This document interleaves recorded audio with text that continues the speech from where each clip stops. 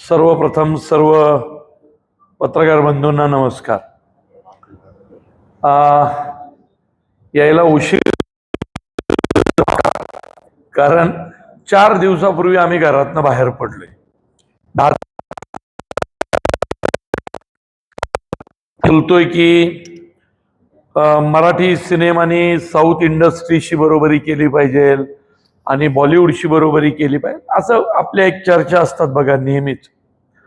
तर आम्ही थोडीशी कारणं शोधली की बाबा काय साऊथ इंडस्ट्री म्हणजे काय, ती का मोठी आहे, बॉलिवूड म्हणजे काय. तर बॉलिवूडचं तर सोडून देऊ, कारण ते देशभराचं कलेक्शन असतं नाही का, देशभराच्या प्रत्येक राज्याचं मिळून ते असतं, त्यामुळे त्यांना आपल्याशी कम्पेअर करायला नको. पण साऊथ इंडस्ट्रीशी कम्पेअर केल्यानंतर कळतं की त्यांचं तर तेवढ्या राज्यापुरतंच आहे, किंवा 4 राज्य त्यांची जी तमिळ, कन्नड, तेलुगू, मल्याळम अशी 4 राज्य मिळून एकत्र बांधली गेलेली. लक्षात आलं की तिथला कलाकार, तिथला लेखक दिग्दर्शक आणि तिथला सिनेमा हा तिथल्या मातीशी संबंधित आहे. तिथली माती आहे, तिथला भाषा, तिथलं पेहराव, तिथलं अन्न, तिथले अन्न पदार्थ हे त्यांच्या सिनेमातून दिसतात. कपाळाचा गंध दिसतो, लुंगी दिसते, देवदेवता दिसतात, त्याच्यावरची गाणी दिसतात आणि ती सुपरहिट होतात. आणि ती तिथं सुपरहिट झाली की जगभर पण सुपरहिट होत आहेत. मग थोडं आत्मपरीक्षण केल्यानंतर लक्षात आलं की निदान माझ्या पुरतं मी सांगतो, हे मी माझ्या पुरतं सांगतो की माझा सिनेमा मातीशी संबंधित होता पहिल्यापासूनच. देऊळबंद पहिला, मुळशी पॅटर्न, हंबीरराव, धर्मवीर सिनेमे चांगले सुपरहिट झाले. त्यामुळे मी तक्रार अशी करणार नाही की माझा सिनेमाला स्क्रीन मिळाल्या नाही, माझा सिनेमा बघितला नाही, कारण या आधीचे 5ही सिनेमे सुपरहिट झाले. हा ब्लॉकबस्टर ठरण्याचं कारण सांगतो. हे मी जर असतं तर माझा विषय मराठी मातीचा असतो, मराठी माणसांचा असतो, पण मी त्या मराठी माणसांपर्यंत पोहोचत होतो का संपूर्ण महाराष्ट्रात. सायमल्टेनियसली साऊथ इंडस्ट्रीचा अभ्यास केल्यावर लक्षात आलं, अरेच्या हे तर पार त्यांच्या प्रत्येक गावात, खेड्यात, पाड्यात माहिती आहे, जात आहेत. मग या सिनेमाला मी असं ठरवलं की पुण्या मुंबईच्या बाहेर सिनेमा गेलाय कुठं. कलाकार मुंबईतला प्रीमियर, पुण्यातला प्रीमियर, ह्याच्या पलीकडे कुठं गेलेत, कुठल्या शहरात प्रीमियर झालाय, बरोबर की नाही. आणि म्हटलं अच्छा, कारण हे दिसतंय. मग मी यावेळी ठरवून असं केलं की मराठी सिनेमा रिलीज झाला की 4-5 दिवसांनी लेखक, दिग्दर्शक, कलाकार सगळे डिटॅच होतात. निर्माता बिचारा कलेक्शनच्या मागे आकडे बिकडे शोधत फिरतो. मी म्हटलं जेवढा वेळ मी शूटिंगला दिलाय तेवढाच किंवा थोडा जास्त वेळ मी पब्लिसिटीला पण देणार, आणि पुणे मुंबई सोडून जरा वेगळा महाराष्ट्र आपण बघू. पुण्यावरनं निघलो, पहिल्या 2-3 दिवसात अख्खा पश्चिम महाराष्ट्र केला. थिएटरची संख्या जरा जास्त आहे ना तिकडं. अख्खा पश्चिम महाराष्ट्र केला. प्रेस पण शिर्डीला पण घेतली होती आम्ही. शिर्डी, संभाजीनगर, नाशिक, नागपूर इकडं जरा फिरलो. आधी सिनेमाच्या आधी, सिनेमा रिलीज झाल्यावर पहिला पश्चिम महाराष्ट्र कव्हर केला. एक गाव तालुक्याचं जिथं थिएटर आहे, माझ्यासाठी आत्ता महाराष्ट्र कुठला, तर ज्या गावात थिएटर आहे असं मी बोलतो, कारण मी सिनेमा संदर्भात बोलतोय. सगळा पश्चिम महाराष्ट्र फिरल्यावर मी पुणे मुंबई घेतलं, कारण बिझनेस जर 100 कोटी झाला तर 70 कोटी हे पुणे मुंबईतून येतात. मग पुणे मुंबई फिरलो अख्खा, आणि मी 9 तारखेला रात्री निघालो नागपूरकडं. मग नागपूरला गेलो. नागपूरच्या सगळ्या प्रेस, तिथल्या थिएटर व्हिजिट केल्या, लोक खुश झाली. आणि मला कळलं काय, इथं पण मराठी माणूस मोठ्या संख्येने येतोय सिनेमा पाहायला. आपण त्याच्याकडे जात नव्हतो. मी येणार हे कळलं, शो हाऊसफुल व्हायला लागले. मी तिथं परवा दिवशी गेलतो, 3 दिवस शो हाऊसफुल चालले. म्हणजे मी ते वाट पाहत होते की या ना आमच्याकडे पण. तिथून मी निघालो रात्रीचाच अमरावतीला मुक्कामी थांबलो. सकाळी अमरावतीत प्रेस केली, अमरावतीतल्या सगळ्या थिएटरला व्हिजिट केल्या. तिथून निघलो, अकोल्याला गेलो, प्रेस केली, थिएटर व्हिजिट केल्या सगळ्या. तिथून निघालो, रात्री शेगावला गेलो, शेगावला थिएटर व्हिजिट केली. रात्री सुद्धा लोक वाट पाहत होते हाऊसफुल. गजानन महाराजांचं दर्शन नाही घेतलं. का माहितीये?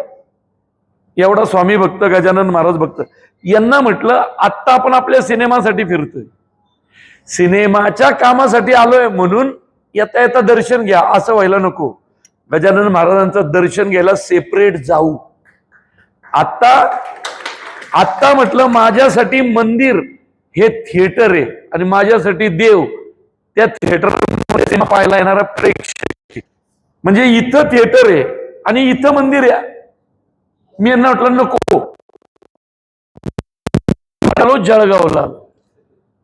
जळगावला रात्री 11:30 वाजता फुल खचाखच थिएटर भरलेलं, 700-800 लोक प्रत्येक स्क्रीनला. त्या सगळ्या लोकांबरोबर बसलो. सिनेमा मी म्हटलं नाही आता इथंच थांबायचं, मुक्कामी आलोय ना, घाई करायची नाही.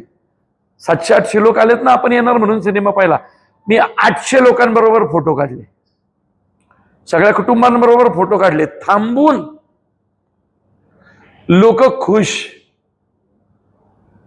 तिकडनं जळगाववरनं अंमळनेरला आलो, अंमळनेरवरनं एरंडोलला आलो, एरंडोलवरनं पाचोऱ्याला आलो, पाचोऱ्यावरनं चाळीसगावला आलो, चाळीसगाववरनं धुळ्याला आलो, धुळ्यावरनं मालेगावला आलो, मालेगाववरनं मुक्काम करायला नाशिकला गेलो पहाटे 3ला. माझा पहाटे 3चा व्हिडिओ आहे. तिकडनं आज अख्खं नाशिक फिरलो. नाशिकमध्ये लोकांनी एवढं प्रेम म्हणजे येऊच दिलं नाही इकडं, त्यामुळं इथं 1.5-2 तास लेट झाला. तात्पर्य काय? महाराष्ट्रातला मराठी प्रेक्षक कलाकारांची वाट बघतोय. लोक जातच नव्हती.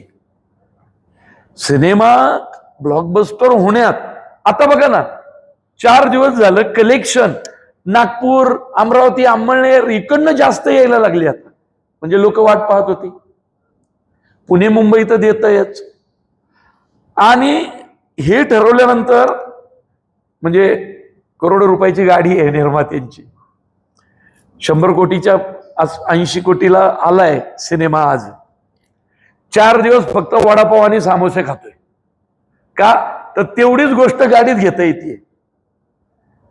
ते ह्यांना म्हटलं खायला जर कुठं बसलो तर अर्धा तास जेवण, 20 मिनिटं वेटर आणि हॉटेल मालक आणि त्याचे आलेले नातेवाईक ते, आणि आजूबाजूला जेवायला आलेले, आपला प्रत्येक ठिकाणी 1.5 तास जाईल.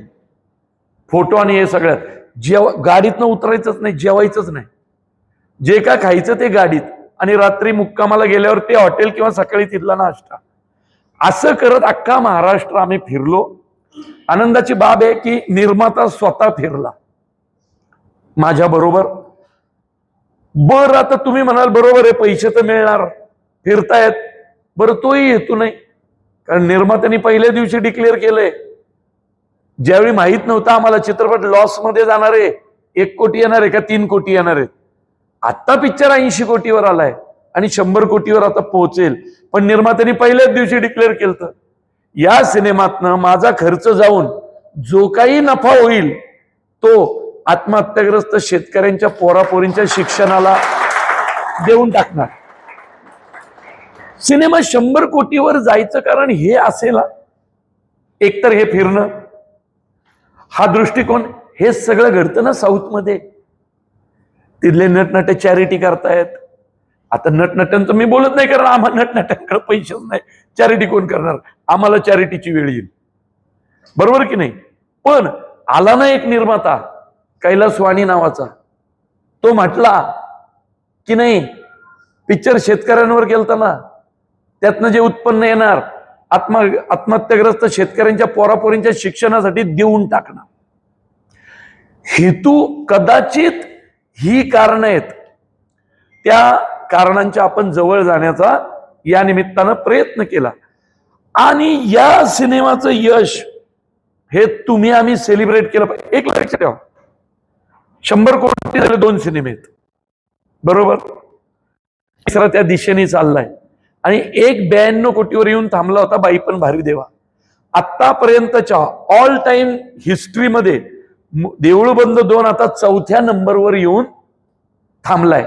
पण तुम्हाला माहिती आहे, हे यश सेलिब्रेट केलं पाहिजे तुम्ही आम्ही. याचं कारण काय माहितीये, आधीचे 3ही सिनेमे हे मोठ्या चॅनलचे आहेत.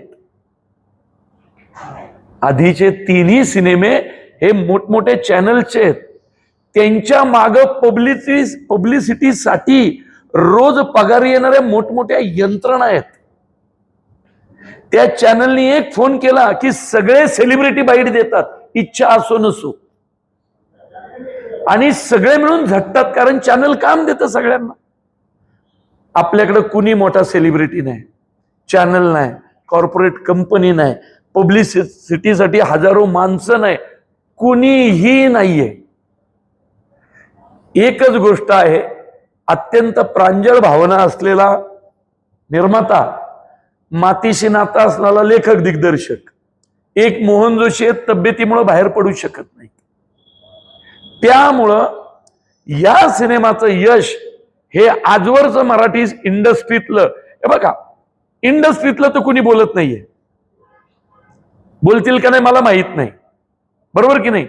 पण अभ्यास केल्यानंतर असं लक्षात येतंय, हे आजवरचं मोठं यश आहे, कारण हे कॉमन मॅनचं आहे. हा सिनेमा खऱ्या अर्थाने जाहिरातीने नाही चालवला, माउथ पब्लिसिटीने चालवला. देऊळबंद बघितलंस का? अरे काय येडायस का काय तू? पिक्चर जाऊन बघ ना. अरे सिनेमा बघ तर. म्हणून हे यश मोठं आहे. ना सिटीवर करोडो रुपये खर्च, ना पिक्चरच्या निर्मितीवर करोडो कोटीत पिक्चर बनवला, 1.5-2 कोटीची आमची जी करायची असते ती, आणि आता जी थोडी वाढवली ती, एवढीच पब्लिसिटी आहे. म्हणजे खऱ्या अर्थाने 10-12 कोटीचं प्रोडक्ट हे 80 कोटी म्हणजे प्रॉफिट मध्ये हे प्रोडक्ट आहे. म्हणून हे यश आम्हाला खऱ्या अर्थाने महाराष्ट्राचं किंवा मराठी माणसाचं किंवा मराठी चित्रपट सृष्टीचं यश वाटतं. ही एखाद्या चॅनलच्या मक्तेदारीचं यश नाहीये. खूप वर्ष झटत होते सिंगल प्रोड्युसर, म्हणजे दादा कोंडके असतील, महेश कोठारे असतील, यांच्यानंतर हे यश पाहिलंच नव्हतं मराठी फिल्म इंडस्ट्रीनी. तुझा पिक्चर आण रे, तू पळ रे, हे नाही घेणार. मुळशी पॅटर्न पाहिल्यावर म्हटले होते, असले पिक्चर चालत नाही. एकातले शेतीन गेली नाही, शेती इकायची नाही, शेती राखायची, काय घेऊन येतंय तरडे, कुणी घेतला नाही. म्हणजे बसलेले 2-3 टाय घालून बसलेल्या जर माणसांना वाटलं हा विषय चांगली, ही भाषा आपली या पॉकेटमध्ये चालेल, तेवढेच पिक्चर सिलेक्ट व्हायचे. जरा वेगळे चेहरे, जरा वेगळी भाषा, तुम्ही आम्हाला घोडे लावले तर आम्ही तुम्हाला बैल लावू, आणि बैल कधी एकटा येत नाही, जोडीने येतो नांगरा सकट. तर माझ्यावरती चिडली लोक, हे काय म्हटलं, हे काय म्हणजे हेच बोलतो आम्ही. अरे प्रवीण तुला काय कळतंय का, म्हणजे असा पिक्चर म्हणजे हे पिक्चर मध्ये असणार आहे. म्हटलं हा डायलॉग असणार आहे शेतकऱ्याच्या पोराचा. त्या बिल्डरला तो म्हणणार आहे जमीन घ्यायला आलेला, साहेब तुम्ही आम्हाला घोडे लावले तर आम्ही तुम्हाला बैल लावू, आणि बैल कधी एकटा येत नाही पण नांगरा सकट. तर मला हाडहूड केलं.